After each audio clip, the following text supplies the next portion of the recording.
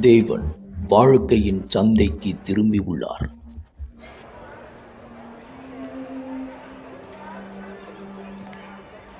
ஏனென்றால் இங்கே இருந்துதான் அவர் அழுகையின் குரலை கேட்டார். நீதிக்காக உரக்க சத்தமிடுகிறது. அது அவர் சிம்மாசனத்தில் எதிரொலிக்கிறது.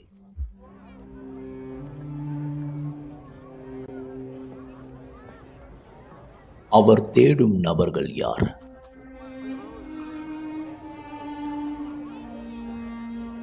அந்த ஆத்துமா கத்துவதை யாரும் கேட்பதில்லை. பழங்கள் நடுங்கப்பட்டது. அது மறக்கப்பட்டது. அநீதி இழைக்கப்பட்டது. அவர்களை பாதுகாத்தது யார்? அவர்களை கவனித்துக் கொண்டது யார்? அவர்களின் தொடர்ச்சியான புலம்பலுக்கு கவனம் செலுத்தியது யார்? அந்த ஒருவர் ஆண்டவராயிருந்தார். சந்தையின் முடிவு வரையும் நடந்து செல்லுகிற ஒருவராயிருந்தார். நீதியின் கண்களால் எதை இந்த உலகம் மறுதலித்ததோ அதற்கு தன் கரத்தை நீட்டி எழுப்புகிறார்.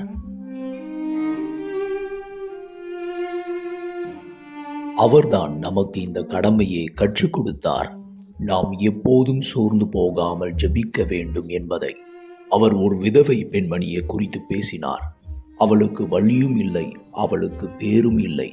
ஆனால் அவளுக்கு வழக்கு இருந்தது. விடாமுயற்சியுடன் போராட விசுவாசம் இருந்தது. அனுதினமும் அந்த வாசல் அருகே செல்ல விசுவாசம் இருந்தது. அவள் தட்டக்கூடிய ஒரே இடம். ஆம், சில நேரங்களிலே அவளுக்கு பதில் வரவில்லை. ஆனால் அவள் குரல் கேட்கப்பட்டது. அவள் வழக்கு சரி செய்யப்பட்டது.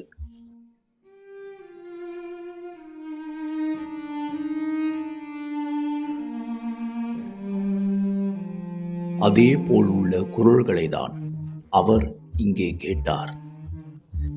இந்த கதவை நீங்கள் அடைந்த பிற்பாடு பீடம் உள்ளது.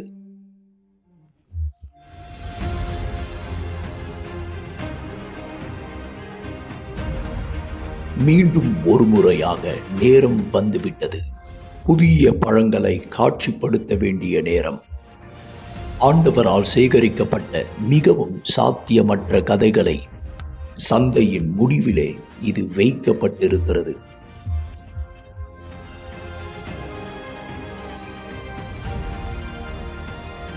அவர் யாரின் கண்களுக்கும் தெரியாத ஆண்டவர்.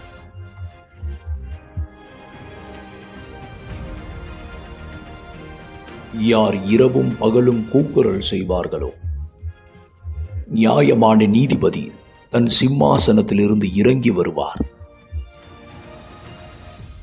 அவர் வரும்போது நீதியை கொண்டு வருவார்.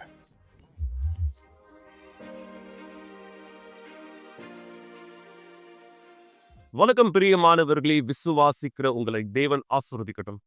நீங்க பார்த்த இந்த வீடியோ போல மிக சரியாக தேவன் ஒவ்வொரு நாளும் அவருடைய கண்களை நம் மீதா இந்த வைத்தவராய் இந்த இருக்கிறார். சரி, தேவன் அவருடைய கண்களை நம் மீது வைத்ததனுடைய காரியமானது என்ன? என அவரால் படைக்கப்பட்டவர்களாய், அவருடைய மக்களாய் நாம் இருக்கிறவராய், தேவன் ஒவ்வொரு நாளும் சிறந்ததை நமக்கு விரும்புகிறவராய் இருக்கிறார். ஆனா நீங்க ஒரு கேள்வி கேட்கலாம், தேவன் சிறந்ததை விரும்புகிறவரா இருக்காருன்னா ஏன் என்னுடைய வாழ்க்கையில பல பிரச்சனைகளை நான் கடந்து போயிட்டு இருக்கேன்? என்னுடைய வாழ்க்கை, என்னுடைய குடும்பம், என்னுடைய திருமணம், என்னுடைய உறவு, என்னுடைய ஆவிக்குரிய வாழ்க்கை ஏன் பிரச்சனைக்குரியதா இந்த இடத்துல இருக்கு? ஒருவேளை யார் நீங்க இந்த நேரம் நிகழ்ச்சியை பார்த்துட்டு இருக்கீங்களோ, கவனிங்க. நீங்கள் இந்த வார்த்தையை கேட்க தேவன் விரும்புகிறவராய் இருக்கிறார். நீங்க பல வேலைகளில் அலுவலா இருக்கலாம். இந்த நேரம் இந்த இடத்துல உங்களால் முடியுமானால் எல்லா வேலையும் நிறுத்துங்க. தேவன் உங்களோடு பேச விரும்புகிற இந்த வார்த்தைக்கு கவனம் கொடுங்க. ஏன்னா உங்க வாழ்க்கையில நீங்க பல கேள்விகளை உடையவராய் இருக்கிறீர்கள், இன்னும் பதிலை பெற்றுக்கொள்ளாதவராய். இந்த நாள் நீங்கள் பதிலை பெறுவதற்கான வழியை தேவன் காட்டுகிறார். தேவனுடைய கண்கள் எல்லா இடங்களிலும் இருக்கிறது. தேவனுடைய வார்த்தை இங்கு சொல்கிறது. இந்த வார்த்தை இங்கு நீங்க பார்க்கிற பிரகாரமாக 2 நாளாகும் 16ஆம் அதிகாரம் 9ஆம் வசனம். தம்மை பற்றி உத்தம இருதயத்தோடு தேடுகிறவர்களுக்கு தம்முடைய வல்லமையை விளங்க பண்ணும்படி கர்த்தருடைய கண்கள் பூமி எங்கும் உலாவிக் கொண்டிருக்கிறது. தேவன் தன்னுடைய வல்லமையை யாருக்கானதாய் வெளிப்படுத்த இங்க இருக்கிறார். தேவன் தன்னுடைய பதிலானதை யாருக்காக கொடுக்க இந்த இடத்துல இருக்கிறார். அவரை நோக்கி அவருடைய விருப்பத்திலே அவருடைய வழிகளிலே எல்லா காரியங்களையும் நகர்த்துகிறவர்களுக்கு நீங்க அப்படியான ஒருவராய் இடத்தில் இருக்கிறீர்களா? நீங்க அப்படியானவராய் இல்லைன்னா அப்ப தேவன் உங்களுக்கு எப்படி உதவி செய்யணும் நீங்க எதிர்பார்க்கறீங்க?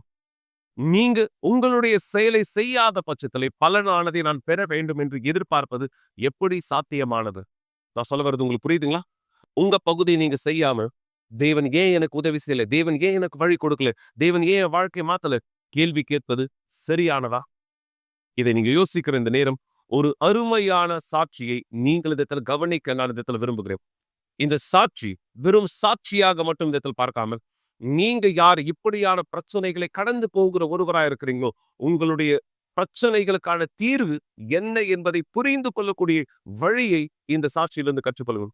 என இந்த பெண்மணியும் கடந்து போன சூழ்நிலைகள் மிக அதிகம். யோசித்து பாருங்க. தன்னை அழித்துக் கொள்ளக்கூடிய வழியை இவர் உண்டாக்கினார்.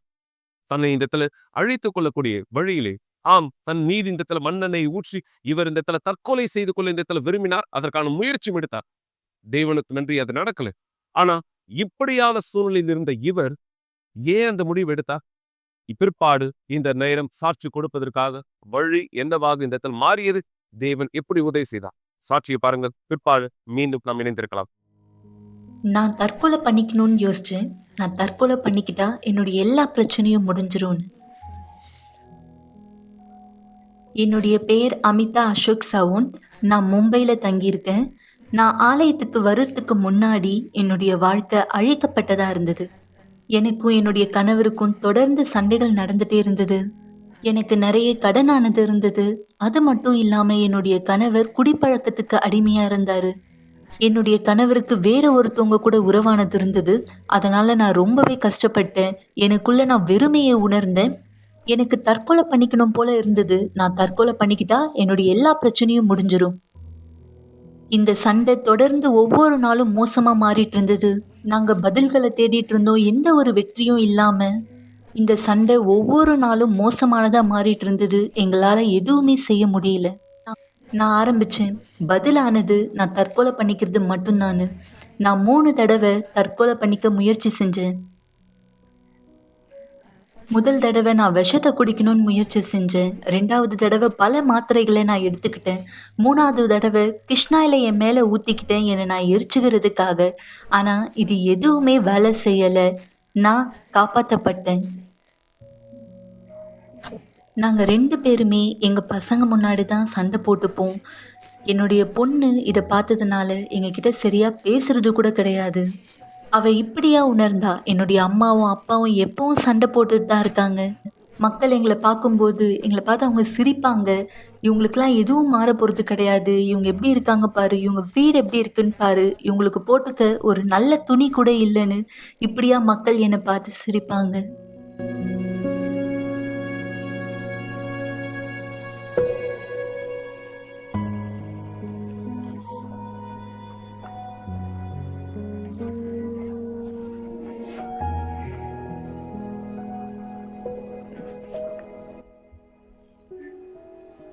மக்கள் இப்படியா சொல்லுவாங்க, உங்களுக்கு எந்த ஒரு நல்லதும் நடக்காது, நீங்க இப்படியே இருந்து இப்படியே தான் சாக போறீங்கன்னு சொல்லுவாங்க. என்னுடைய குடும்பத்தார் கூட எனக்கு மரியாதை தரல.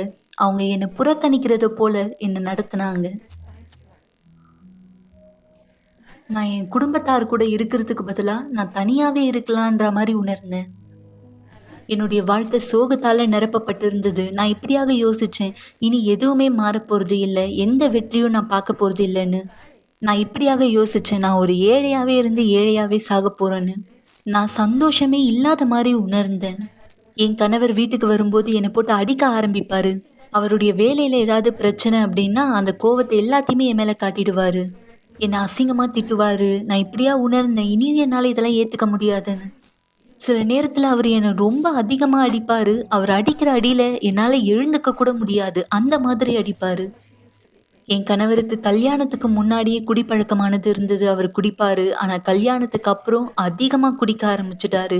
எல்லா நாளுமே குடிச்சிட்டு தான் வருவார். ஒரு நாள் கூட அவர் குடிக்காம வீட்டுக்கு வரவே மாட்டாரு. நான் இப்படியாக கூட யோசிச்சிருக்கேன். என் கணவருக்கு பிடிச்ச மாரி நான் என்ன ட்ரெஸ் பண்ணிக்கிட்டேன் அப்படின்னா, அவர் என்ன பாராட்டுவாருன்னு. ஆனா ஒரு நாளா அவர் என்ன பாராட்டுனது கிடையாது. என்னை எப்பவுமே வெளிய கூட்டிட்டு போனது கிடையாது. ஏன் அவருடைய உறவினர்களுடைய வீட்டுக்கு கூட என்ன கூட்டிட்டு போக மாட்டாரு. அவரு எப்பவுமே என்ன மதிக்க மாட்டாரு. அவரு என்னை எங்கேயுமே வெளிய கூட்டிட்டு போமாட்டாரு. ஒரு மரியாதையோட என்னை எங்கேயுமே கூட்டிட்டு போனதே கிடையாது. நான் பல நேரம் என்னுடைய வீட்லயே தான் அடைஞ்சு இருப்பேன். என்னுடைய நண்பர் ஒருத்தவங்க யுனிவர்சல் ஆலயத்த பத்தி சொன்னாங்க. அது ஒரு வெள்ளிக்கிழமையா இருந்தது. அப்போதான் நான் முதல் தடவ வந்திருந்தேன். அது ஒரு வெள்ளிக்கிழமை கூட்டமானதா இருந்தது. நான் அந்த கூட்டத்துக்கு போகும்போது பிஷப் இப்படியாக பேசிட்டு இருந்தாரு. எந்த ஒரு நபர் சண்டை போடுறாங்களோ, அப்ப அந்த நேரம் நம்ம அமைதியா இருக்கணும்ன்றது அங்க பிஷப் பேசிட்டு இருந்தாரு.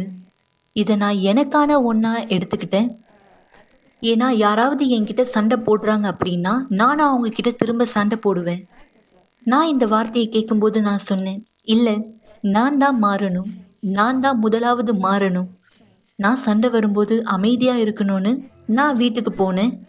நான் வீட்டுக்கு போகும்போது என்னுடைய கணவர் குடிச்சிட்டு இருந்தாரு. என்கிட்ட சண்டை போடணும்னு தயாரா இருந்தாரு. என்கிட்ட கெட்ட வார்த்தையெல்லாம் பேசினாரு. நான் சொன்னேன், "இல்ல, நான் எதுவுமே சொல்லல. அந்த நாள் நான் எதுவுமே சொல்லல. எங்களுடைய சண்டை முடிஞ்சிருச்சு." அவரும் அந்த சண்டைய முடிச்சிட்டாரு. அந்த நாள் ரொம்ப அற்புதமா போச்சு. அதற்கு பிறகு நான் புதன்கிழமை கூட்டத்துக்கு வந்திருந்தேன். அப்போ பிஷப் பேசினாரு, "நீங்க எல்லாரையுமே மன்னிக்கணும்னு." என்னால என்னுடைய குடும்பத்தார மன்னிக்க முடியல. ஆனா, அந்த புதன்கிழமை கூட்டத்துல நான் கத்துக்கிட்டேன். இத தான் நான் தியாகம் பண்ணணும்னு. இது உண்மையாவே ரொம்ப கடினமானதா இருந்தது.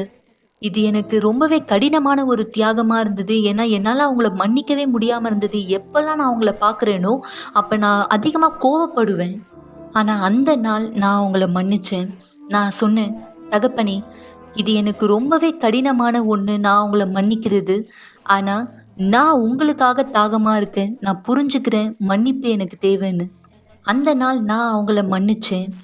அதே நாள்ல தான் நான் பரிசுத்த ஆவிய பெற்றுக்கொண்டேன். அந்த ஒரு சந்தோஷத்த என்னால வார்த்தைகளால சொல்ல முடியல.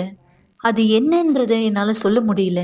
அது எல்லாவற்றிற்கும் மேலானது. அது ரொம்பவே கடினமானது. அந்த ஒரு உணர்வ வெளிப்படுத்துறதுன்னு சொல்லும்போது, அத நம்மளால வெளிப்படுத்த முடியாது.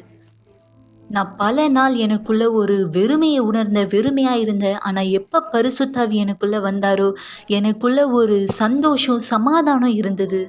நான் ரொம்ப சந்தோஷத்த உணர்ந்தேன். நான் இஸ்ரவேல் சிறப்பு நிகழ்ச்சிய பத்தி ஆலயத்துல கேள்விப்படும்போது, நான் யோசிச்சேன். என்னுடைய கணவர நான் பீடத்துல தியாகமா அர்ப்பணிக்கணும்னு.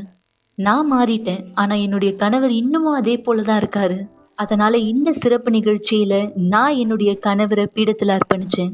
அவருடைய வாழ்க்கை மாற்றத்துக்காக. அந்த சிறப்பு நிகழ்ச்சியில நான் நெறைய விஷயத்த செஞ்சேன்.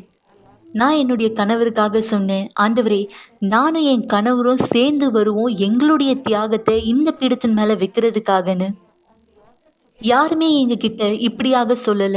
நீங்க வந்து தியாகம் பண்ணணும்னா இத பண்ணணும். இப்படியாக செய்யணும். இத தான் வந்து அர்ப்பணிக்கணும்னு. நான் தேவனிடத்திலிருந்து கேட்டேன். தேவன் தான் எங்களுக்கு சொன்னாரு. இத தான் நீங்க செய்யணும்னு. அதனால தான் நான் அத செஞ்சேன். நான் ஒரு குறிப்பிட்ட தொகையானத எடுத்தேன். நான் அந்த தொகைய எடுத்து நான் பீடத்துல தியாகமானது செஞ்சேன். என்னுடைய கணவரையும் நான் தியாகம் செஞ்சேன். இன்னைக்கு என்னுடைய கணவர் விசுவாசத்தினுடைய கணவரா இருக்காரு. அவரு மாறிட்டாரு. இனியும் என்னுடைய கணவர் எந்த ஒரு கெட்ட பழக்கத்துக்கும் அடிமையா இல்ல. அவரு ஒரு தேவனோட மனுஷரா இருக்காரு. தேவனுடைய ஊழியத்த செய்றாரு. இன்னைக்கு நாங்க குடும்பத்தோடு சந்தோஷமா ஆசீர்வதிக்கப்பட்டு இருக்கோம். என் குடும்பம் ஆசீர்வதிக்கப்பட்டிருக்கு. ரொம்ப அதிகமா ஆசீர்வதிக்கப்பட்டிருக்கு. நான் இனியும் அதே அமிதாவா கிடையாது.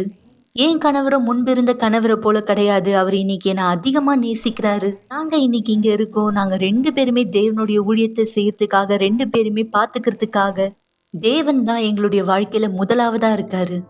நான் இங்க வரும்பொழுது என்னுடைய குடும்பமும், என் திருமண வாழ்க்கையும் உயிர்ப்பிக்கணுன்றதுக்காக தான் நான் இங்க வந்தேன்.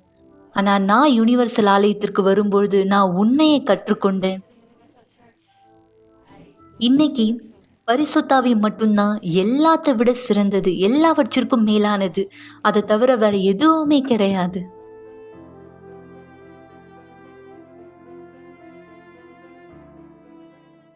மிக அருமையான சாட்சி. சரியா? இல்லைங்களா? இந்த வசனம் இந்த நபருடைய வாழ்க்கை மீது நிஜமாக்கப்பட்டதா? இல்லையா? தேவனுடைய கண்கள் அவர் மீது திரும்பியது. ஏன் தேவனுடைய கண்கள் திரும்பியது?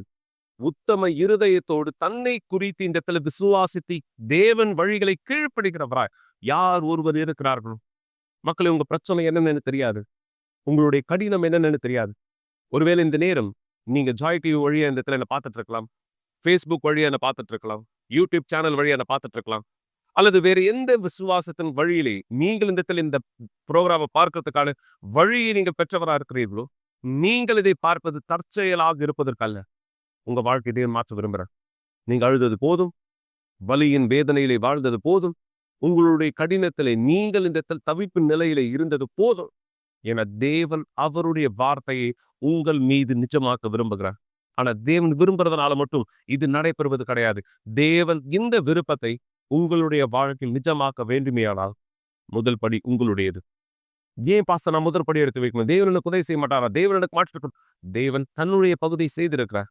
சிலுவையிலே ஆண்டவராக இயேசு செய்த தியாகம் உங்களுடைய ஆத்துமாவை இந்த அவர் பெறுவதற்காக உங்களுக்கான விலையை அவர் ஏற்கனவே செலுத்தி விட்டார். ஆனா இயேசு செலுத்தின விலையினுடைய பலனை இன்னும் நீங்க பார்க்காதவரா இருக்கீங்கன்னா நீங்கள் உங்க பகுதியை செய்யணும். அதனால தேவன் அவர் தன் பகுதியை செய்ய முடியும். உங்களுடைய திருமணம் சிறந்ததா மாற முடியும். யோசிச்சு பாருங்க, திருமதி அமிதா அவங்களுடைய வாழ்க்கை என்னவாக இருந்தது? இந்த கணவரை போல உங்க கணவர் எத்தனை பேர் குடிப்பழக்கத்துக்கு அடிமையானவரா இருக்காங்க? நீங்க அழுதுட்டு இருக்கீங்க. நீங்க அப்படியான தவறான முடிவு எடுத்துட்டு இருக்கீங்க. உங்களுடைய அழுகையோ தவறான முடிவுகளோ அல்லது நீங்க இந்த இடத்துல வீண் வாதம் செய்யறதுனால உங்களுடைய சூழ்நிலை மாற்றப்பட்டதா? மிக நிச்சயம் உங்களுக்கு இந்த பதிலான தெரியும், இல்லை. நீங்க இந்த இடத்துல யார் அப்படியான சூழ்நிலை கடந்து போயிட்டு உங்களுக்கு தெரியும், இது இப்படியாக நடைபெறுவது கிடையாது. நடக்க வேண்டியது என்ன? இந்த நபர் விசுவாசத்தை பயன்படுத்தியது போல, தேவனிடத்திற்கு வந்து தன்னுடைய வாழ்க்கையை அர்ப்பணித்தது போல நீங்கள் செய்ய வேண்டிய காரியம் இதுதான். எனவே ஸ்கிரீன்ல பார்க்கிற இந்த தொலைபேசி எண்களில் எங்களை தொடர்பு கொள்ளுங்கள். இந்த நேரம் இலவச ஆலோசனைகளுக்கு, ஜெபங்களுக்கு, வழிநடத்தலுக்கு, மேலும் ஆலயத்தினுடைய கூட்டங்களின் நேரத்தை தெரிந்து கொள்ள, குறிப்பாக விசுவாசத்திலே இந்த நபர் எப்படி தன்னுடைய அநீதியை நீதியாய் மாற்றிக்கொண்டாரோ, இந்த நீதியின் சிறப்பு நிகழ்ச்சியிலே கலந்து கொள்ளக்கூடிய வாய்க்கும் உங்களுக்கானதா இருக்கிறது. நீங்கள் உங்களுடைய விசுவாசத்திலே இந்த விண்ணப்பத்தை தேவனிடத்து கொண்டு வருவதற்கான வழியும் உங்களுக்கானதா இருக்கிறது. என தேவன் மாறாத தேவனா இருக்கிறார். இது இந்த நபருக்கு மட்டுமல்ல, விசுவாசிக்கிற ஒவ்வொரு நபருடைய வாழ்க்கையிலும் தேவன் செய்கிறவரா இருக்கிறார். கவனிங்க மக்களே, ஒருவேளை நீங்க இந்த யார் நிகழ்ச்சி பார்த்துட்டு இருக்கீங்களோ, நீங்க இளம் நபரா இருக்கலாம், ஒரு வாலிபனாய், ஒரு இளம் பெண்ணாய். நீங்க இந்த பல சூழ்நிலைகளை உங்க வாழ்க்கையில சந்திச்சுட்டு இருக்கலாம். படிப்பிலே, உங்களுடைய வேலையிலே, குறிப்பா உங்க வீட்டுக்குள்ள ஒவ்வொரு நாளும் உங்க பெற்றோர்களுடைய சண்டைகளை இந்த நீங்க பார்க்கும்பொழுது, இப்படியான சூழ்நிலையிலே நீங்கள் உங்கள் வாழ்க்கை இந்த வாழ்ந்து கொண்டிருக்கிறீர்களே, ஆனால் எப்படியான மனநிலை உங்களுக்கானதா இருக்கும்? நம்பிக்கை இழந்தவராய், சோர்ந்து போனவராய். ஆனா தேவன் உங்களுக்கும் உதவி செய்ய முடியும். அதற்கான ஆதாரமாய் இந்த சாட்சியை நான் உங்களுக்கு முன் கொண்டு வர விரும்புகிறேன். இந்த இளம் பெண் தன்னுடைய வாழ்க்கையில் கடந்து போன அநீதி தேவனோடு எப்படியாக ஜெயித்தார், தன் குடும்பத்திற்குள்ளாகவும் சேர்த்து, இது அவருடைய வாழ்க்கை மட்டுமல்ல, அவருடைய முழு குடும்பத்திற்குள்ளாகவும் தேவன் எப்படியாக உதவி செய்தார். சாட்சியை பாருங்க. விசுவாசத்தில் தேவன் உங்களுக்கும் பதிலை கொடுக்க தயாராயிருக்கிறார் என்கிற யோசனையோடு கூட. வணக்கம், என்னோட பேரு திவ்யா. நான் யூனிவர்சல் ஆலயத்துக்கு வரத்துக்கு முன்னாடி உண்மையாவே எனக்கு எந்த ஒரு வழிகாட்டுதலும் இல்லாம இருந்துச்சு. சொல்லப்போனா என்னுடைய குடும்பத்துல எப்பவுமே சண்டை நடக்கும். ஒருத்தருக்கு ஒருத்தர் புரிஞ்சுக்க மாட்டாங்க. வீட்டுக்குள்ள எப்பவுமே ஒரு நிம்மதியே இருக்காது. எனக்கு வீட்டுக்குள்ளே இருக்க பிடிக்காது. எல்லா நேரத்துக்கும் சண்டை, எது கேட்டாலும் சண்டை. அப்போ ஒரு பர்சனலா என்னுடைய விஷயங்களை கூட என்னால என்னுடைய பேரண்ட்ஸ் கிட்ட ஷேர் பண்ண முடியாது. ஏன்னா அவங்க மேல எனக்கு அந்த நம்பிக்கை கிடையாது. ஏன்னா அவங்க நான் நினைச்ச வாழ்க்கை எனக்கு கொடுக்கல. எப்பவுமே அவங்க என்னுடைய கண்களுக்கு முன்னாடி எப்பவுமே சண்டை போட்டுட்டே தான் இருப்பாங்க. உண்மையா எனக்கு என்னுடைய வீட்டுல நிம்மதி இருக்காது. அதனுடைய விளைவா கூட எதுலையுமே எனக்கு இன்ட்ரெஸ்ட் இல்லாம போச்சு. நான் ஸ்கூலுக்கு போவேன், நான் படிப்பேன். ஆனா முழுமையா எனக்குள்ள அந்த சாட்டிஸ்பாக்சன் இருந்ததே கிடையாது. அதுக்கப்புறமா தான் ஒரு நாள் நான் ஆலயத்தை பத்தி கேள்விப்பட்டேன், ஒரு ஊழிய பணி மூலயமா. அப்ப நான் ஆலயத்தை பத்தி கேள்விப்படும் போது எனக்கு அது மேல எந்த ஒரு நம்பிக்கையும் கிடையாது. சொல்லப்போனா நான் ஆலயத்தை பத்தி கேள்விப்படுறதுக்கு முன்னாடி கூட எனக்கு எந்த கடவுள் மேலயுமே நம்பிக்கை கிடையாது. நான் மனுஷனையும் நம்ப மாட்டேன், நான் கடவுளையும் நம்ப மாட்டேன். அந்த போல ஒரு சூழ்நிலை. என்னுடைய வாழ்க்கை என்னுடைய கருத்துல தான் இருக்கு. நான் தான் என்னுடைய வாழ்க்கையை பார்த்துக்கணும். வழிகாட்டுதல் என்கிட்ட தான் இருக்கு. நான் தான் என்னுடைய வாழ்க்கை என்னுடைய ஹெட்டா இருப்பேன் அப்படின்னு தான் என்னுடைய யோசனை முழுவதும் இருக்கும். முற்றிலுமா எனக்கு ஏதாவது உதவி தேவைன்னா கூட பர்சனலா நான் யார்கிட்டயும் நான் கேட்க மாட்டேன். ஏன்னா யாரு மேலயும் எனக்கு அப்ப நம்பிக்கை கிடையாது. அதுக்கப்புறம் தான் நான் ஆலயத்தை பத்தி கேள்விப்பட்டேன். அப்ப ஆலயத்துக்கு முதல் முறை வந்தபோது எனக்கு ஒண்ணுமே புரியல. ஏன்னா நான் புரிஞ்சுக்கணும் அப்படின்ற ஒரு நோக்கத்துல வரல. சரி கூப்பிட்டாங்களே அப்படின்னு ஒரு கட்டாயத்தினுடைய நோக்கத்தினால தான் நான் வந்தேன். எனவே நான் ஆலயத்துக்கு வந்துட்ட அப்புறம் அங்க நடக்கிற விஷயங்கள்லாம் பார்த்தேன். ஏதோ ஒண்ணு வித்தியாசமா இருந்துச்சு அந்த இடத்துல. சோ அப்பதான் அது என்னுடைய கவனத்தை ஈர்க்க ஆரம்பிச்சது. என்ன இந்த இடத்துல வித்தியாசமா இருக்கு? ஏன்னா நான் நிறைய இடத்துக்கு போயிருக்கேன். என்ன இந்த இடத்துல வித்தியாசமா இருக்கு? அதுக்கப்புறமா தான் உண்மையாவே தேவனுடைய வார்த்தைய அதோடைய வல்லமை என்னன்னு நான் புரிஞ்சுக்க ஆரம்பிச்சேன். வந்தப்போ எனக்கு எதுவுமே புரியலனா கூட பட் எனக்குள்ள ஒரு உறுதி. ஆனா புரியலனா நான் அங்க இருக்கணும். நான் அங்க இருக்கணும், கேட்கணும். எல்லாமே என்ன நடக்குதுன்னு நான் புரிஞ்சுக்கணும் அப்படின்ற ஒரு இன்ட்ரெஸ்ட் முதல்ல வர ஆரம்பிச்சது. அதுக்கப்புறமா தான் நான் ஒரு விஷயம் முதல்ல புரிஞ்சுக்கிட்டேன். என்னுடைய சுத்தி இருக்க சூழ்நிலை மாறணும் அப்படின்னா, முதலாவது எனக்குள்ள மாற்றம் ஏற்படணும் அப்படின்ற ஒரு விஷயம் தான் நான் புரிஞ்சுக்கிட்டேன். அதுக்கப்புறமா முதல்ல நான் புரிஞ்சுக்கணும் என் மேல தப்பு இருக்கு அப்படின்னு சொல்லிட்டு. ஏன்னா நான் யார்கிட்டயும் முகம் கொடுத்து பேச மாட்டேன். எல்லா நேரமும் நான் என்கிட்ட பேச வரவங்க கிட்ட கூட நான் அவ்வளவு கோவமா நடந்துப்பேன். யாரும் என் கூட இருக்க விரும்ப மாட்டாங்க. எப்பவுமே நான் அவங்க மேல கோவமா இருக்கிறதுனால. ஏன்னா எனக்குள்ள உண்மையா அதான் இருந்துச்சு. சோ என்னால அதை தான் வெளிப்படுத்த முடிஞ்சுது. அதுக்கப்புறமா தான் நான் தெரிஞ்சுக்க ஆரம்பிச்சேன். ஓகே, முதலாவது நான் மாறணும். ஆனா உண்மையாவே எனக்கு ரொம்ப கஷ்டமா இருந்தது. நான் எப்படி மாறுறது? ஏன்னா என்ன பொறுத்த வரைக்கும் நான் சரி. அது போல ஒரு வாழ்க்கையில இருந்தேன். சோ மாறணும்னு சொல்லும்போது அந்த விஷயம்லாம் உண்மையா எனக்கு காயப்படுத்துச்சு. அதுக்கப்புறமா நான் தப்பு அப்படின்றத புரிஞ்சுக்கவே எனக்கு நேரம் எடுத்தது. அதுக்கப்புறமா நான் ஆலயத்துல பரிசுத்த ஆவி பத்தி கேள்விப்பட்டேன். முன்னாடி நான் நிறைய ஆலயங்களுக்கு போயிருக்கேன். ஆனா எந்த இடத்துலயுமே பரிசுத்த ஆவி பத்தி நான் கேள்விப்படல. ஜஸ்ட் அப்படி ஒருத்தவங்க இருக்காங்க அப்படின்றது மட்டும் தான் தெரியும் தவிர, அவங்கள பரிசுத்த ஆவி நம்ம பெற முடியும். அவர் நம்மளுடைய வாழ்க்கையில என்ன ஒரு ரோல் பிளே பண்றாரு, இது எதுவுமே எனக்கு தெரியாது. ஆனா இங்க கேள்விப்படும்போது பரிசுத்த ஆவி தான் ஒரு முக்கியத்துவமா படுத்துனாங்க. அப்ப அது மேல என்னுடைய கவனம் போக ஆரம்பிச்சது. அப்ப அந்த நேரம் நான் புரிஞ்சுக்கிட்டேன். எனக்கு சுத்தி எவ்வளவு பிரச்சனை இருந்தாலும், முன்னாடி நான் எனக்கு கவனம் குடுக்கணும். என்னுடைய உட்புறத்துக்கு கவனம் கொடுக்கணும் அப்படின்னு நான் தெரிஞ்சுக்கிட்டேன். எனவே தொடர்ந்து நான் என்னுடைய குடும்பத்துக்காக எல்லாருக்காகவும் ஜெபிக்க ஆரம்பிச்சேன். ஆனா அந்த நேரம் என்னுடைய முழு கவனம் நான் பரிசுத்த ஆவிக்கு கொடுக்கணும்னு தீர்மானம் எடுத்தேன். அதுக்கப்புறம் தான் இஸ்ரவேல் சிறப்பு நிகழ்ச்சி வந்தது. தானியேல் உபவாசத்தோடு சேர்ந்து அதை பத்தி கேள்விப்படும்போது நான் எங்கேயுமே நான் கேள்விப்பட்டதில்ல. ஃபர்ஸ்ட் டைம் நான் இந்த இடத்துல கேள்விப்பட்டேன். ஆனா என்ன மிக நிச்சயமா தேவனுடைய மனுஷங்க ஊக்கப்படுத்தினாங்க. நீ கலந்துக்கலாம். அவங்க என்ன அப்பதான் நான் முதல் முறையா வாயை திறந்து கேட்க ஆரம்பிச்சேன். என்ன இது? இதை நான் பெற்றுக்கொள்ளணும். இது என்னுடைய வாழ்க்கையில நான் பெற்றுக்கொண்டா எனக்கு என்ன பலன் இருக்கு? இது எல்லாமே நான் வாயை திறந்து கேட்க ஆரம்பிச்சேன். அந்த நேரம் தேவன் நிச்சயமா எனக்கு உதவி செஞ்சாரு. எனக்கு நல்லாவே ஞாபகம் இருக்கு. ஒரு தே வேதாகமத்தினுடைய வசனம், பழையதெல்லாம் ஒழிந்து போயின, எல்லாமே புதிதாயின அப்படின்னு ஒரு பைபிள் வர்ஸ் இருக்கு. அதுதான் முற்றிலுமா என்னுடைய கவனத்தை ஈர்த்தது. அப்ப எந்த நாள் நான் அதை படிச்சனோ, நான் தேவனிடத்துல உண்மையா சொல்ல ஆரம்பிச்சேன். இத்தனை நாள் நான் உங்களை நம்பல. இத்தனை நாள் நீங்க ஒருத்தங்க இருக்கீங்கன்னே நான் ஏத்துக்கல. ஆனா இப்ப நான் புரிஞ்சுக்கிட்டேன், உண்மையாவே நீங்க இருக்கீங்க. உங்களுடைய வார்த்தை உண்மையா இருக்கு. சோ நீங்க தான் உங்களுடைய வார்த்தையில சொல்றீங்க. உங்ககிட்ட வரவங்க பழசு எல்லாமே நான் எடுத்து போட்டுறேன். எல்லாமே புதுசா மாத்துறேன்னு சொல்லியிருக்கீங்க. எனவே என்ன மாத்துங்க. என்ன நீங்க படைக்கும்போது எல்லாம் என்னுடைய உறுப்புகள், என்னுடைய மனசு எல்லாமே எப்படி நீங்க புதுசா படைச்சீங்களோ, அதே மாரி என்ன புதுசா மாத்துங்க அப்படின்னு நான் கேட்க ஆரம்பிச்சேன். அப்பதான் நான் தானியேல் உபவாசத்துல கலந்துக்க ஆரம்பிச்சேன். உண்மையாவே அது எனக்கு ரொம்ப கஷ்டமா இருந்தது. ஏன்னா அப்பதான் நான் எல்லாமே கத்துக்கிறேன். எப்படி எல்லாமே பண்ணணும் அப்படின்றது எல்லாமே புதுசா இருந்துச்சு. எனவே நான் அது பண்ண ஆரம்பிச்சேன். தேவனுடைய வார்த்தை எப்படி படிக்கிறது தெரியாது. ஆனாலும் பல நேரம் நான் படிப்பேன். ஆனா எனக்கு புரியாது. ஆனா நான் அது விடாமுயற்சியுடன் படிச்சேன். எனக்கு புரியலனாலும் பரவாயில்ல. ஆனா தேவன் எங்களுடைய ஆவி எனக்கு வேணும். ஏன்னா எனக்கு இருந்த ஒரே நோக்கம் என்னன்னா, தேவனுடைய ஆவி பெற்றுக்கொள்ளும் போது எல்லாமே கண்டிப்பா மாறும். அதே போல இதை நான் எப்போ என்னுடைய ஆவிக்குரிய வாழ்க்கையில நோக்கம் முழுவதும் கொடுத்தனோ, என்னை சுத்தி இருக்க சூழ்நிலைகள் மாற ஆரம்பிச்சது. அதே போல இன்னும் அதிகமான பிரச்சனையும் கூட வர ஆரம்பிச்சது. என்னுடைய திசை திருப்பறதுக்காக, என்னுடைய கவனம் திசை திருப்பறதுக்காக. அப்ப அந்த நேரம் நான் தொடர்ந்து ஆலயத்துல மீட்டிங் அட்டென்ட் பண்ணப்போ நான் கத்துக்கிட்டேன் அது. கண்டிப்பா நம்ம எப்போ உண்மையா ஒரு நோக்கத்தை நோக்கி போறோமோ, நமக்கு நிறைய டிஸ்ட்ராக்ஷன்ஸ் வரும். எனக்கும் அதே போல நிறைய இருந்தது. பிற்பாடு நான் சிறப்பு நிகழ்ச்சியில தியாகம் செய்யணும்னு நான் முடிவெடுத்தேன். ஏன்னா நான் அந்த நேரம் புரிஞ்சுக்கிட்டேன். இது வெறும் நீதி கிடையாது. நான் ஜஸ்ட் தேவனுக்கு பிரேயர் பண்ணிட்டு அதுக்கப்புறமா அவருடைய வார்த்தை படிச்சுட்டு உங்களுடைய ஆவியை கொடுங்க அப்படின்னா கண்டிப்பா எனக்குள்ள அந்த மனசாட்சி இருந்தது. இது இது செயல்பட முடியாது. நீ தியாகம் செய்ய வேண்டியது அவசியமா இருக்கு அப்படின்னு தேவன் தாமே எனக்கு உணர்த்தினார். எனவே அப்ப என்னோட சொந்த தியாகத்தை நான் ஆயத்தப்படுத்தினேன். என்னால முடிஞ்ச அளவுக்கு என்னுடைய முழு சிறப்பானது போட்டேன். அப்ப அந்த நாள் ஒரு ஞாயிற்றுக்கிழமையா இருந்துச்சு. அப்ப தியாகத்தை நிறைவேற்ற வேண்டிய நாள் இது. அப்ப அந்த நாள் நான் காலைல எழுந்திருக்கும் போதே என்னோட யோசனை முழுவதும் இதுதான். இல்ல இதுதான் எனக்கான நாள். நான் தேவன் கிட்ட சொன்னேன், தேவனே உங்களை பத்தி நான் கேட்கிறேன். மத்தவங்க சொல்றாங்க உங்களை பத்தி. அவங்க ஆவிய பரிசுத்த ஆவி பெற்றுக்கொண்டாங்க. அவங்க வாழ்க்கை எப்படி மாறுச்சுன்னு எல்லாமே கேள்விப்படுறேன். நான் அதை விசுவாசிக்கிறேன் கூட. நான் ஆமேன் அப்படின்னு சொல்றேன் கூட. ஆனா என்னுடைய வாழ்க்கையில அது கிடையாது.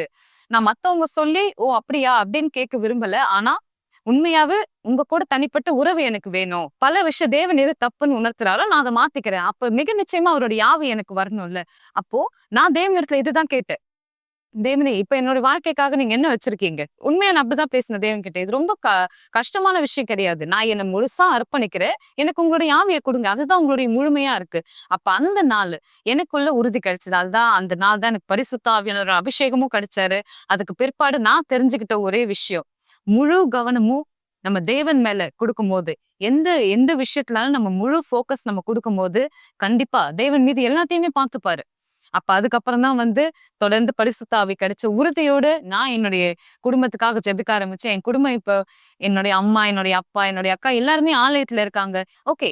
இப்போ என்ன பொறுத்த வரைக்கும், இப்ப என்னுடைய வாழ்க்கை, என்னுடைய கண்ட்ரோல் என்கிட்ட கிடையாது. சோ நான் எத பத்தியும் அவ்ளோ கஷ்டப்படணும் தேவையில்லை. என்னுடைய வாழ்க்கையினுடைய ஃபுல் கண்ட்ரோல் நான் தேவனிடத்துல கொடுத்துட்டேன். இப்ப என்ன பொறுத்த வரைக்கும் ஜஸ்ட் அவர் என்ன சொல்றாரோ, நான் அதுக்கு கீழ்ப்படியணும். இப்படிதான் என்னுடைய வாழ்க்கை போயிட்டு இருக்கு. உண்மையாவே நான் ரொம்ப சந்தோஷமா இருக்கேன். நான் தேவனுடைய ஊழியத்தை செய்யறேன். இன்னும் அதிகமா நான் அவருக்கு செய்யணும்னு விருப்பப்படுறேன். பரிசுத்த ஆவியானவர் உண்மையாவே என் வாழ்க்கையில இப்படிப்பட்ட வித்தியாசத்தை செய்திருக்கார். எனவே மக்களையும் இந்த நிகழ்ச்சியில் நீங்கள் கலந்து கொள்ள தீர்மானத்தை எடுக்கிறவரா இருக்குன்னா உங்களுக்கும் வாய்ப்பானது இருக்கிறது. இந்த சாட்சியில நீங்க இந்த இடத்துல பார்த்தீங்க, தேவன் அநீதியை எப்படி நீதியா இவர்களுக்கு பதிலாய் கொண்டு வந்தார். நீங்க சொல்றீங்க, பாச என்னுடைய வாழ்க்கையிலும் ஒரு அநீதியானதை நான் கடந்து போகிறேன். தொலைபேசியில் எங்களை தொடர்பு கொள்ளுங்கள், அல்லது நேரடியாக நீங்கள் நம்முடைய ஆலயத்துக்கு வரவேற்கப்படுகிறீர்கள். இங்கு தலைமை சபை மோன்றோடியோ அல்லது நம்முடைய கிளை சபைகளிலோ நீங்கள் வரவேற்கப்படுகிறீர்கள். எல்லா ஆலயங்களிலும் பீடமானது தயார்படுத்தப்பட்டதா இருக்கிறது. பீடத்திலே நீங்கள் இந்த விண்ணப்பத்தை எடுத்துக்கொள்ளலாம். இந்த ஜூலை மாதம் 13ஆம் தேதி உங்களுடைய வழக்குகளை, அநீதிகளை தேவனிடத்திலே கொண்டு வருவதற்காக கவனிங்க. இந்த மக்கள் இந்த சாட்சியை இந்த நாள் பகிர்ந்து கொள்வதற்கான காரணம், இவங்க தற்செயலா இந்த பதிலை பெற்றாங்கன்றதுல விசுவாசத்தினுடைய செயல் நிரூபிக்கப்பட்டது. உங்களுக்கும் அதே வாய்ப்பானது இருக்கு. நீங்க அழுதது போதும், தவறான முடிவுகள் எடுத்து முயற்சி செய்தது போதும். நீங்க இந்த இடத்துல செய்த எல்லா காரியம் என்ன, எங்க போனீங்க, என்ன செஞ்சீங்க, எல்லாமே உங்களுக்கு தெரியும். அது உங்களுக்கு உதவி செய்திருந்தா இந்த நேரம் நான் பேச வேண்டியது எதுவுமே இந்த இடத்துல அர்த்தம் இல்லாதது. ஆனா நீங்க இன்னும் உதவி இல்லை, எனக்கு பதில் வேண்டும் அப்படின்னு காத்துட்டு இருக்கீங்கன்னா, தேவன் இந்த வாய்ப்பு உங்களுக்காக கொடுக்குறான். உங்களை தயார்படுத்தணும். வழிகளை தேவனிடத்து கொண்டு வாங்க. அவர் உதவி செய்கிறவரா இருக்கிறார். எனவே இந்த விசுவாசத்தில் நம்ம இணையலாம். தேவனை நோக்கி இந்த பதிலை கேட்கிறவராய் இது ஜெபத்திற்கான நேரம். ஒருவரும் உங்களுக்கு வெளிச்சத்தின் நாளை கொடுக்காவிட்டாலும், உங்களுடைய சத்தத்தை கேட்பதே பாரமாக தோன்றினாலும், உங்களுக்கு தேவையான பலத்தையும் நம்பிக்கையும் பெறுவதற்கான ஒரே வழி ஜெபம். தயவு செய்து உங்களுடைய கண்களை மூடியிருங்கள். இது ஜெபத்தின் நேரமா இருக்கிறது.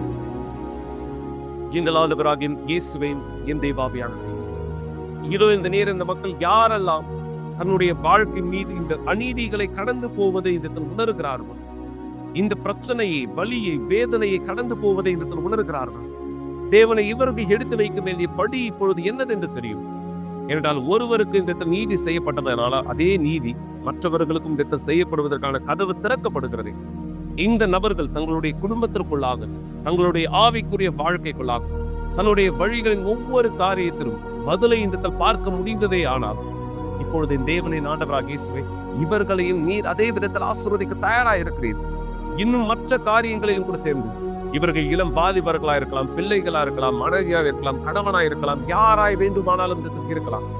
உம்மிடத்திலே தன் வாழ்க்கை மீதுள்ள அநீதிகளை இந்த ஜெயிக்க முதலை கேட்க வருவார்களானால் இவர்களுக்கும் இவருடைய வழிகளுக்கும் நீதியை சரி செய்கிற தேவனாய் நீர் இருக்கிறேன்.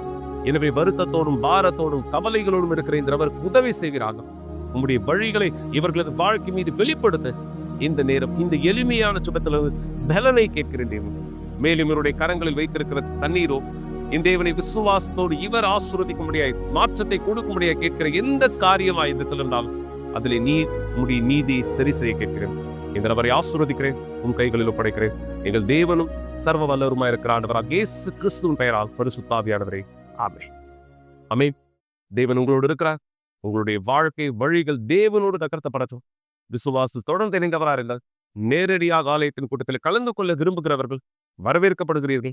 உங்களுடைய எல்லா அநீதிகளுக்கான நீதியை தேவனுடைய வழியிலிருந்து பெற்றுக்கொள்ள உங்களை தயார்படுத்திக் கொள்ளுங்கள். தேவன் உங்களோடு இருப்பார். சென்று வாருங்கள் மக்களே.